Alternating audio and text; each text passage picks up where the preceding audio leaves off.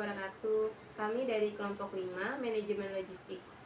Dengan saya Rizky Lutfisari, saya Zahwa Fauzia, saya Pramandya Sidika, ingin mempresentasikan hasil analisis 5W plus 1H dan juga analisis SWOT yang kita telah analisis dari studi kasus yang ada. Yang pertama, boleh dibacakan oleh Pramandya. Kasusnya anjloknya logistik di Indonesia. 5W1H-nya untuk wattnya adalah yang kita analisis kinerja logistik Indonesia sangat anjlok. Untuk Hu-nya ini di sini yang terlibat adalah logistik Indonesia, dan menurut logistik Indonesia ada 6 penilaian, yaitu 1 custom, infrastruktur, international shipment, logistik competence, quality timelines, dan tracking dan tracing. Untuk WM-nya, saat pandemi terjadi tekanan ekspor impor di Indonesia. Kedua, kelangkaan kontainer menjadi salah satu tantangan anjloknya logistik di Indonesia. Untuk WM-nya adalah dari hasil LPI Indonesia turun peringkat performa dari peringkat ke-63 dari 48 menjadi peringkat ke-63 dari tahun 2018 sampai tahun 2023.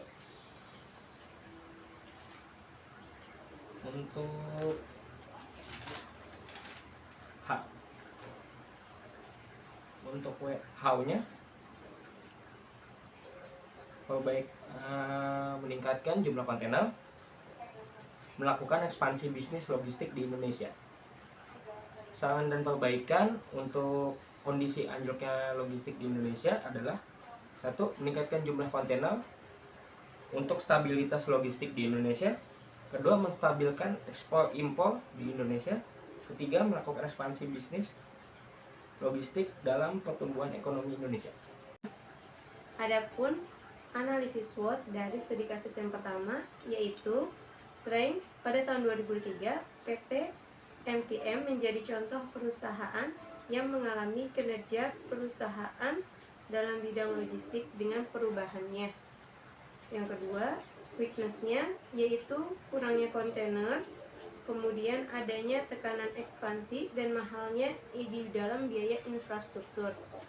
Kemudian opportunity-nya 2023 kenaikan positif terkait indeks logistik, sehingga dari 2023 sampai tahun pemilu akan mengalami kenaikan yang positif. Kemudian threats-nya, jika tidak adanya perbaikan infrastruktur, maka terdampak terhadap bisnis logistik, yaitu seperti keselamatan di jalan.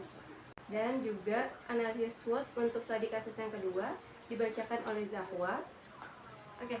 Jadi yang pertama itu ada watt. Apa yang menyebabkan logistik tanah air belum kompetitif? Yang pertama, adanya tingkatan penerapan otomasi yang berbeda, dan juga ketiadaan platform logistik dan dari hulu ke hilir, keseimbangan volume muatan, dan juga masalah konektivitas antar wilayah yang belum merata atau infrastruktur.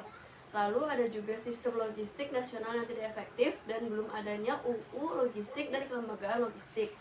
Yang kedua, pernyataan menurut Menteri Keuangan Sri Mulyani saat meluncurkan ekosistem logistik nasional menjadi penentu daya perekonomian di Indonesia. Lalu yang ketiga ada WEN, yaitu Trade Across Border atau TAB EODB, naik sedikit dari tahun 2019 dengan angka 67,3 menjadi 69,3 di tahun 2020, yang berarti tidak terlalu bagus. Lalu yang keempat ada Y. Penyebab bengkaknya biaya logistik Indonesia adalah terlalu banyak instansi yang terlibat hanya untuk pengiriman barang saja. Ada lebih dari 18 lembaga, serta sistem masih manual dan harus mengupload dokumen berulang kali. Lalu yang kelima ada Where, di mana posisi Indonesia berada di posisi kelima se-Asia Tenggara dan di posisi ke-46 di dunia dengan skor LPI 3,15.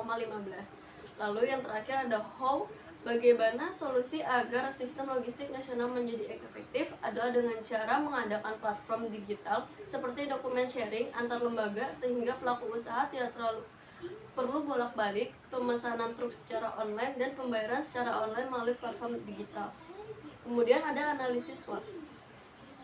Analisis dari studi kasus yang kedua, yaitu yang pertama strength atau kekuatannya, yaitu berada dari dukungan Menteri Keuangan atas perbaikan penerapan ekosistem logistik nasional untuk meningkatkan daya perekonomian Indonesia.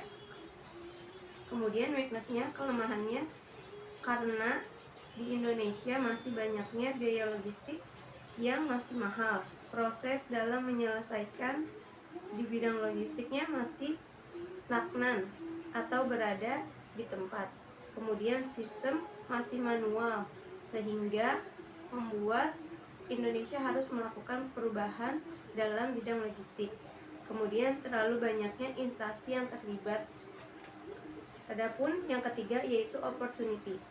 Jika ekosistem logistik nasional sudah mengalami perubahan dengan yang lebih baik, maka biaya ekosistem logistik pun akan lebih murah sehingga membuat bidang usaha di dalam bidang logistik mengalami peningkatan yang signifikan karena murahnya biaya dan juga pelaku usaha mendapatkan efisiensi waktu dalam perjalanan logistiknya. Kemudian ada trends, yaitu para pelaku usaha dapat menjalankan trendsnya.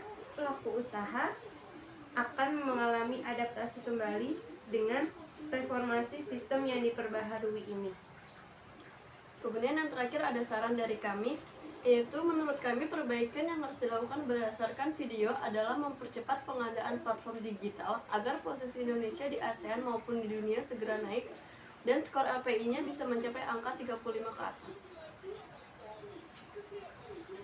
Sekian dari kami, kurang lebihnya mohon maaf. Wassalamualaikum warahmatullahi wabarakatuh.